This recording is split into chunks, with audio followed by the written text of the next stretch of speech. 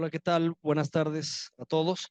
Es un gusto para mí poder presentar al doctor Ruperto Alfonso Muñoz Galguera. Él es cirujano ortopedista, egresado del Instituto Nacional de Rehabilitación, con un curso de alta especialidad de cirugía articular y actualmente se desempeña en su práctica profesional en el Hospital Naval y en el Hospital Ángeles de Pedregal. Eh, el doctor Ruperto nos va a platicar sobre artroscopía de cadera como parte de este tratamiento alternativo que existe en algunas patologías. Por favor, Tito, adelante. Gracias, amigo. Buenas tardes a todos. De nuevo, soy el doctor Ruperto Alfonso Muñoz Galguera, cirujano articular. Ya a grandes rasgos, Víctor ya habló un poquito de mis antecedentes. Efectivamente, soy egresado del instituto, fuimos compañeros. Y actualmente, desde el 2014, estoy en el Centro Médico Naval laborando, en el Departamento de Traumatología y Ortopedia. Les mando un saludo a mis compañeros que algunos están viendo por Zoom. Y estamos aquí también en el Hospital Ángeles Pedregal. Para esta plática no tengo ningún conflicto de interés. Y bueno, generalmente para las pláticas me gusta mucho empezar un poquito con historia y más en cuanto a la artroscopía de cadera, principalmente porque pues lo que más conocemos y lo que más practicamos pues es la rodilla, el hombro, pero en cadera, por ejemplo, es algo que poco se abordó y tenemos poco tiempo en realidad ahorita con lo que vamos a platicar en los avances y de lo que se ha hecho. Y aquí comentando, en realidad desde 1931, el primero que hizo estudios para ver si era posible hacer una artroscopía de cadera, pues está este médico, Michael Portman, que de hecho su trabajo fue en todas las articulaciones. Sin embargo, cuando él le tocó hablar del tema de cadera, él básicamente dijo, manifiestamente imposible insertar una aguja entre la cabeza del fémur y el acetábulo. Entonces, obviamente, todo ese tiempo, a comparación de la rodilla, eh, eh, se fue atrasando. Sin embargo, pues obviamente las aplicaciones clínicas pues fueron limitadas en los años 70, el hecho de que se pudiera accesar era muy difícil, obviamente para llegar al compartimento central. Sin embargo, pues ya a finales de 1970 se comenzó a expandir un poquito más el conocimiento y aquí vino hasta 1986, Erickson se dio cuenta que necesitábamos más o menos unos 300 a 500 newton para que bueno, en este caso de la tracción, para que pudiéramos separar la cabeza del fémur de la articulación del acetábulo.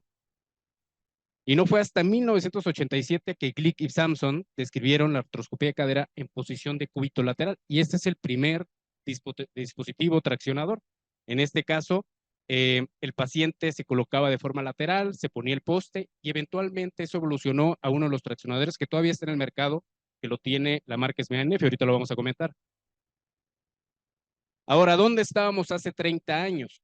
¿Sale? Y en realidad no es mucho. En 1995, Thomas Baird, que es uno de los pioneros en cuanto a la artroscopía de cadera, fue de los primeros que contribuyó, uno, en los portales. Él fue el primero que los describió.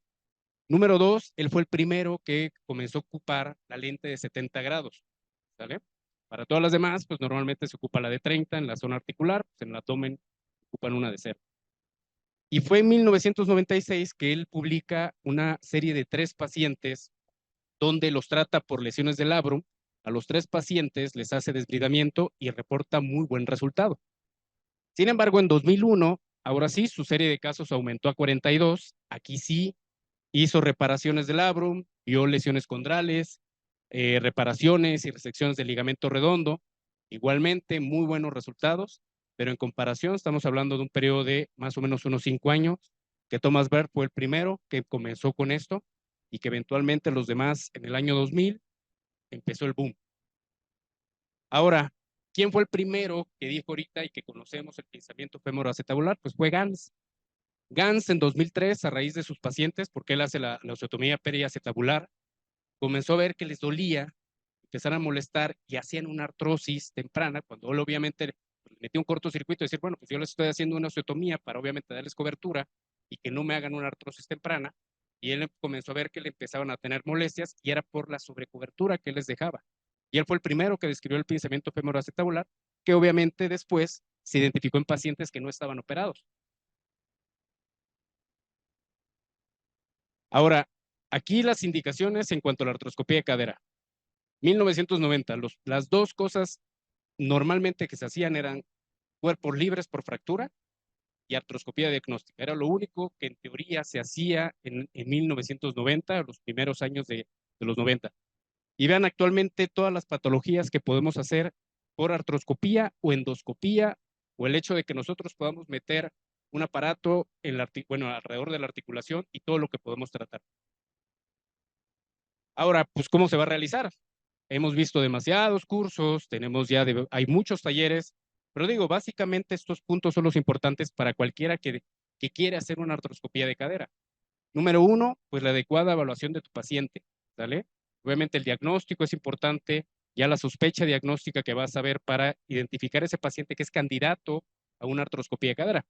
¿Y por qué el tema es relevante? Desde que a mí el doctor Pablo me preguntó, y el hecho de que sea muy abierto este tema es principalmente porque todavía existe la posibilidad de que pacientes que tienen chance de que se les pueda hacer una artroscopía de cadera, hay quien prefiere una infiltración y que degenere para eventualmente resolver el asunto por medio de un reemplazo articular.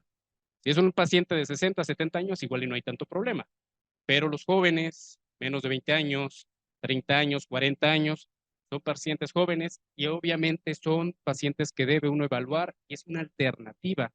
¿Por qué? Porque al final de cuentas en los últimos años ha sido mucho el título de mencionar que sea la preservación de alguna articulación, ¿sale? O sea, no somos protecciones estrictamente, pues lo ideal es que tratemos de preservar. Y bueno, normalmente también, siguiendo estos pasos, pues hay que elegir la posición, como les comentaba hace rato. Hay quien todavía practica o realiza la artroscopía de decúbito lateral. La mayoría ya se está haciendo en decúbito supino. La evaluación radiológica es importante. El lugar de los portales, ahorita los vamos a ver. Capsulotomía extensa o capsulotomía pequeña. Localizar adecuadamente nuestro compartimento central y eventualmente el periférico. La evaluación dinámica radiológica que se hace durante la cirugía y que nos permiten actualmente las mesas especiales para este procedimiento. Y obviamente el manejo capsular, que obviamente también en los últimos años ha agarrado mucho en boga. En cuanto a la posición, aquí están los dos principales, decúbito supino, en el cual ocupamos, como incluso también se puede utilizar una mesa de fracturas. Yo le he realizado una mesa de fracturas cuando no tenemos la mesa bonita, en este caso tenemos aquí la de Artrex, o incluso ahorita que tenemos la mesa de tracción sin poste, que está la de Striker, o la de Smith & Nephew, que en este caso hay dos mesas nada más, que es la lateral, ¿vale? La posición del personal quirúrgico. Aquí obviamente es importante que nosotros determinemos qué posición vamos a tomar para entonces colocarnos con nuestro paciente como cirujano y los ayudantes. En este caso, en decúbito supino, pues es de lo más sencillo. Está el cirujano, primer ayudante, la enfermera, el monitor de este lado. En decúbito lateral, el cirujano se pone adelante, generalmente trabaja de frente, el monitor del artroscopio está adelante, el artroscopio, en este caso el fluoroscopio, corre y se pone en C invertida, pero bueno, eso es importante conocer cómo normalmente colocamos a nuestro personal al momento de la cirugía. ¿Podemos correr el video? Este video es del doctor Bert, me gusta mucho porque ejemplifica bastante bien cómo posicionar al paciente, cómo vestirlo, y lo más importante, los portales. Este es un video breve para que veamos cuáles son los principales portales que él maneja, cómo se marca la cadera en decúbito lateral, decúbito supino, en donde marcamos el reborde de nuestro trocánter mayor para poder hacer el portal anterior, posterior, el anterolateral, el anterior, posterolateral, y generalmente se hace un distal accesorio en esta parte del muslo. Al momento que nosotros colocamos nuestra aguja guía, se hace paralelo al piso. Nosotros ya estamos viendo en ese momento con la tracción del paciente. Se coloca la aguja, se infiltra la articulación. A mí me gusta infiltrar con lidocaína y epinefrina. Aquí en este caso puede ser con solución salina. Posterior a nosotros infiltrar, sacamos nuevamente la aguja y volvemos a recolocar porque al momento que se infla la cápsula, nos puede botar un poquito la guía y eventualmente al momento de meter la Wissinger, podemos llegar a lastimar el labrum o llegar a lastimar la cabeza femoral. Aquí, como vamos viendo, ya coloca, en este caso, su trocar con su obturador. Siempre estamos viendo en ese momento con el fluoroscopio y al momento de ya colocar nuestro artroscopio, nuestro portal anterior, siempre buscando nuestro triángulo de seguridad, donde tenemos aquí el labrum, la cabeza, y este triángulo exactamente es donde nosotros tenemos que caer al momento de hacer nuestro portal anterior para entonces hacer nuestra capsulotomía. Hay quien hace la capsulotomía con el banana blade, hay quien lo hace por medio de un chisel o es o la punta bipolar, ¿sale? Normalmente el objetivo es nosotros ampliar un poquito esos portales porque quien lo haya realizado sabe que es muy difícil movilizar el artroscopio si no hacemos esa capsulotomía y no nos deja maniobrar dentro de la articulación. Entonces, aquí como ven, el doctor Bert ya está haciendo la capsulotomía para eventualmente comenzar a trabajar todo lo demás en cuanto a la patología. Este es un caso de un paciente también en el momento que nosotros ya habíamos accesado, ya incluso teníamos completamente desprendido el labrum. Es un paciente que ya un poquito añoso, tenía 53 años, de hecho aquí le dimos un llegue, por eso tratamos de medio remodelar un poquito para que no se viera tan feo. Pero bueno, al momento, después de ya hacer nuestra capsulotomía, el objetivo con el bipolar es irnos a la parte superior de nuestro labrum para empezar a desbridar esa parte de cápsula para que nosotros podamos descubrir el borde superior del acetábulo para posteriormente con el rasurador dejar el hueso externo y con nuestra fresa, en este caso un paciente que tiene un pincer, poder remodelarlo completamente, ir viendo al momento con el fluoroscopio qué es lo que vamos a remodelar, no pasarnos tampoco, o sea, no hacer un acetábulo con pincer a dejarlo hipoplásico. Y ya posteriormente de que nosotros dijimos, bueno, ya remodelamos lo que tenemos que remodelar, hacemos nuestro portal accesorio, el anterior distal, para que entonces podamos colocar nuestra cánula y trabajar, en este caso, para colocar nuestras anclas y reparar nuestro labro. Ahí como ven, ya colocamos nuestra cánula, vamos a suturar ese labrum, en este caso lo hacemos con las pinzas de pájaro, y posteriormente, en este caso, reparamos este labrum con anclas de la marca Artrex, que son las Pushlock, que son las knotless. Ya después de nosotros, como ven, es un labrum muy, muy grande, muy redundante, pero pues es darle chance, y ahorita lo vamos a ver por qué. El hecho de reparar esta zona del acetábulo, ese es el objetivo.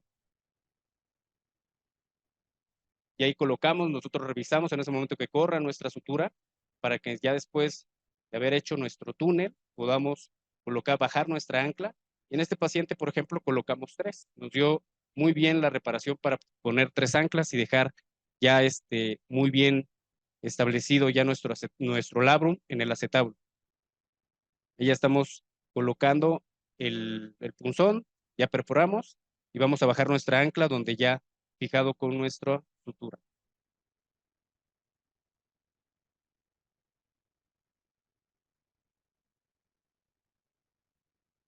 Muy bien. Estos son otros 2 casos que normalmente también en ocasiones nos ha tocado ver pacientes que tienen un pincer, son muy sintomáticos, pero ya no encontramos un labrum de forma adecuada. De hecho, ya son pacientes que tenían un labrum muy, muy degenerado, mucha sinovitis, pero que dentro de la articulación tenemos cartílago adecuado, todavía viable, sin datos como tal de un desgaste. Y son pacientes que les hemos hecho desbridamiento, pero a la vez, pues ya remodelar ese pincer, remodelar esa zona de pinzamiento que les está molestando y afortunadamente les ha ido también bastante bien. En nuestro caso, por ejemplo, en estos 5 años, en conjunto con el Centro Médico Naval, hemos juntado 30 pacientes, de los cuales 18 han sido en Centro Médico Naval, 12 aquí en Grupo Ángeles. El promedio de edad entre 23 y 66 años, un promedio de 41.5. Diagnósticos, el pincer es el que mayormente hemos tenido, con 18 pacientes mixtos, han sido 12. 22 han requerido la reparación del labrum, a 8 pacientes, que son los más añosos, es a los que les hemos hecho desbridamiento, y la realidad es que les ha ido bastante bien. Y solamente 2 conversiones hemos tenido, afortunadamente, uno en la Marina, uno aquí, el cual no evolucionaron bien en el transcurso del año, terminaron con reemplazo. Ahora, ¿dónde estamos hoy? Actualmente la artroscopía pues, ha experimentado un boom. Básicamente, en 5 años, del 2006 al 2010, 600% aumentó la artroscopía en Estados Unidos, ¿sale? Y aquí también, obviamente. Más o menos 500% en los estudios publicados en la literatura. Pueden ver la gráfica, cómo se ha ido completamente hacia arriba este procedimiento, y es en realidad lo que ha ayudado bastante en el tema, volvemos a lo mismo, preservación de la cadera. En este caso, por ejemplo, cuando se comparó la reparación con desbridamiento, a 3.5 años, Larson demostró que la reparación era mucho mejor en cuanto a la remodelación. A Jenny igualmente, una revisión sistemática, la reparación resultó con mejores resultados. Entonces, ese es el objetivo. Es como cuando hace muchos años el menisco era de lo más común agarrar y resecarlo. Pues bueno, se demostró que siempre hay que cuidar el menisco y en la medida de lo posible, eso le va a ayudar a darle vida a la rodilla. Pues lo mismo pasa con el labrum. Ahora, ¿qué pasa cuando hay quien todavía sabe y puede hacer una remodelación de un pincer, de un CAM abierto?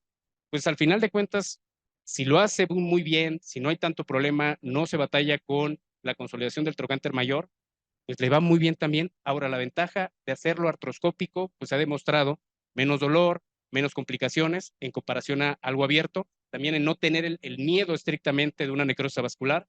Y aquí obviamente lo hemos tenido, con este caso con Philippon, que lo demostró en 112 pacientes a 2 años de seguimiento con muy buena satisfacción.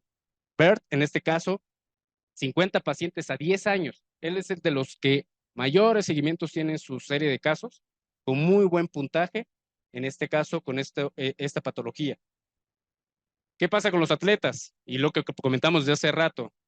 Obviamente los más chavos son los que más también se pueden llegar a lastimar y que eventualmente pueden llegar a sufrir las consecuencias a los 30, 40 años con un reemplazo. Muy buenos resultados. David Maldonado con Benjamín Dom publicaron un seguimiento a 10 años con excelentes resultados de 85.7% en las lesiones del labrum con atletas. ¿Qué sucede con los mayores? En mi caso, por ejemplo, la serie de casos que tenemos, hay varios pacientes de 50 años, ¿vale? Les ha ido bastante bien. Y obviamente aquí Griffin demostró que en un promedio de edad de 57.3 años, el índice de recuperación solamente 20% en 401 pacientes. O sea, hay que darles chance, digo. Al final de cuentas, lo que comentaba, el hecho de infiltrar, mandar la terapia les va a ayudar, pero si puedes tratar de quitarles esa zona de pinzamiento que los va a llevar a una artrosis más pronto, porque el hecho de que tenga 57 y que yo lo prolongue a 60 y le quite ya el mal, pues bueno, está bien, pero hay chance todavía de que mejoren estos pacientes por medio de artroscopía. Maldonado en 2008 al 2009, igualmente una revisión a pacientes mayores de 40 años, 71% con muy buenos resultados. Sin embargo, pues sí observó que que aumentaban 2.6 veces la conversión en estos pacientes. O sea, el riesgo está, ¿por qué? Porque ya tienen artrosis. Ahora, obviamente, en los últimos años está viendo esto, que es la reconstrucción del labio. Y es algo muy bueno. Apenas este año, Benjamin Dom, por medio de este médico, Andrew Corley, publicaron una revisión sistemática de 5 años, 182 caderas, entre 27.9 y 38 años, muy, muy buen resultado en cuanto a las valoraciones, que ocuparon injertos de fascia lata, tanto autólogo y estaloinjerto, más o menos también ocuparon isquiotibiales, ligamento redondo. O sea, estas opciones son muy buenas, es más caro. Obviamente, cuando se hace la reconstrucción, la única vez que lo he hecho ha sido en cadavérico, y la realidad es que pues, ocupas más o menos unas 7, 8 ángulos. Entonces, sí es un procedimiento que allá lo están haciendo bastante, y en realidad es muy buen resultado. Y este video lo acaban de publicar el día de hoy, como el efecto del labrum, que es cómo hace este efecto de sello bastante bien, y el por qué se tiene que preservar de preferencia el labrum, o en su caso, pues reconstruirlo. Ahora, no todo es artroscópico. Como les dije hace ratito, una cosa es entrar a la articulación y otra es espacio pélvico-trocantérico. Coxa saltans interna. patología del trocánter mayor, coxa saltans externa, pinzamientos de espina ilíaca anterior, lesiones del glúteo medio. O sea, todas estas patologías se pueden hacer, obviamente, y ya cambia el término, que en realidad es endoscópico, pero es una buena opción también como tratamiento en vez de algo abierto. Esa es una paciente que igual tiene una coxa saltans externa. Vean en el video cómo brinca la cadera. ¿Y qué sucede? Hay pacientes que lo tienen, no les causa dolor, pero cuando duele, pues obviamente hay que entrar a tratar de liberar la fascia lata. Esta es una paciente que operamos hace unas semanas, donde al momento de entrar con dos portales, uno superior y uno distal, llega uno exactamente a la fascia lata y hace una incisión longitudinal para eventualmente hacer una transversa, quitar, digamos, esa zona de fascia lata en forma de cruz para que quede un romboide, ¿sale? Y eso va a permitir que el paciente al momento de que ya haga la flexión y extensión ya no esté brincando, porque ese es el efecto que, saben, hace el trocánter mayor sobre la fascia lata. Ahora, la coxa saltans interna. Aquí generalmente, ya saben, es más sintomático. A veces es difícil poder palparlo como tal, pero en este caso, por ejemplo, el doctor Elizaliturri, que es uno de los que ha hecho bastantes trabajos, ha publicado bastante sobre coxa saltans interna. Apenas hace unos 4 años, más bien 2015, publicó este trabajo donde comparó la liberación del trocánter, digo, del psoas ilíaco, en este caso a nivel del trocánter menor o a nivel de compartimento central. ¿Qué fue lo que encontró? 6 pacientes hizo liberación a nivel del trocánter menor, 14 pacientes en liberación central, mejoría en ambos grupos. Igual es una opción bastante buena, reproducible y que está muy bien publicado para este tipo de patología. Liberaciones del ciático, igualmente el doctor Elizaliturri apenas en el 2018 publicó este trabajo de una liberación endoscópica del tendón piriforme, que igual lo hizo endoscópico y bastante bien. Fueron 15 pacientes que incluyó en su trabajo y con muy buenos resultados. Igualmente, en el plan de que se pueda hacer abierto, pero si es endoscópico, algo que también no hacemos con portales muy pequeñitos, pues es una opción, ¿no? Por último, las lesiones de glúteo medio. Este caso está bastante interesante porque yo tengo uno muy parecido en Marina con un almirante que igual es corredor, más o menos la misma edad, él tiene 70 años, y este paciente le llevó al doctor Mistisuri, maestro mío, y normalmente son pacientes que van a ser más frecuentes en mujeres, arriba de los 55, 60 años, pero es un hombre de 78 años, maratonista, que previamente ya se había infiltrado, y muchos de nosotros llegamos a infiltrar la zona, y en realidad cuando se demostró por la resonancia, pues tenía el glúteo medio roto. ¿Qué hicieron? Pues ya por endoscopía, llegaron al trocánter mayor, vieron sus anclas, repararon que fuera mango rotador, por eso también se le conoce como el mango rotador de la cadera, y pues mejoró. Y al final de cuentas, pues como todo procedimiento, pues no está exento de las complicaciones. Las complicaciones más frecuentes, pues obviamente están relacionadas al distractor. Es por eso que últimamente está el traccionador sin poste. ¿Por qué? Porque el objetivo es evitar, en este caso, la sobretracción y obviamente el poste que nos haga una neuropraxia del pudendo, una lesión del ciático también por la tracción excesiva, lesiones del femorocutáneo al momento de nosotros no identificar bien dónde vamos a hacer los portales, y si los hacemos muy mediales, pues ahí pasa el femorocutáneo y no lo podemos llevar. Necrosis avascular. ¿Por qué? Porque al momento de nosotros hacer una resección en un paciente que tiene un CAM, si no nos fijamos, nos vamos muy posterior, pues ahí pasan los vasos retinaculares, nos lo podemos llevar y está descrito. Necrosis avasculares, posterior artroscopía de cadera. Fracturas de cadera. Si uno igual no identifica todo, bueno, al momento de que uno está resecando y nos pasamos del 30% del cuello, podemos llegar a fracturar. ¿Cuánto tenemos que remodelar en profundidad? 5 a 7 milímetros. No es mucho. Las lesiones del tobillo, ¿por qué? Porque igualmente el traccionar, si nosotros no acoginamos, si no colocamos adecuadamente el momento de la mesa, porque igual podemos llegar a ocupar, si no tenemos las mesas Pro, pues una mesa de fracturas, con estas fundas de piel, pasamos de lanza, podemos llegar a lastimar el tobillo y obviamente pues, esa complicación también nos puede suceder. Y por último, luxaciones por inestabilidad. Lo comentamos hace ratito, el hecho de hacer la capsulotomía extendida que nos facilite, pues estamos obligados a reparar la cápsula. En mi caso, yo no hago la capsulotomía extendida, hago capsulotomía pero trato de no extenderme. Y cuando tengo chance, obviamente les doy 1 o 2 puntos. ¿Por qué? Porque se ha visto últimamente esa inestabilidad que podemos llegar, esa microinestabilidad, y en pacientes que tienen datos y no identificamos de displasia de cadera, se pueden llegar a luxar. Y entonces, ¿qué le depara el futuro de la artroscopía de cadera? Pues básicamente continuar en cuanto a los estudios anatómicos. ¿Qué se ha visto? Que el ligamento iliofemoral ha demostrado ser un estabilizador importante de la cadera. Por eso mismo hacemos hincapié en la reparación capsular. Número 2, pues en atletas se ha visto el microtrauma repetitivo que genera esta microinestabilidad y que puede llegar a generar molestias. El trasplante autólogo de condrocitos se ha visto también en rodilla, en otras articulaciones, pues en cadera se sigue estudiando, así como la condrogénesis inducida por matriz autóloga. Mejores secuencias de imágenes para detectar lesiones más tempranas. Por último, los seguimientos a largo plazo también de pinzamiento femoroacetabular. Y ya hay estos programas, y ahorita que hay en boga todo lo navegado, también hay navegación en medio de artroscopía, para que nosotros sepamos bien cuánto vamos a resecar, cuál es el plan, qué tanto tenemos que resecar objetivamente y no al ojo de buen cubero, ¿no? Eso es todo. Muchísimas gracias. Espero que les haya gustado. Son mis datos, correo, redes sociales. Y si tienen dudas, a orden.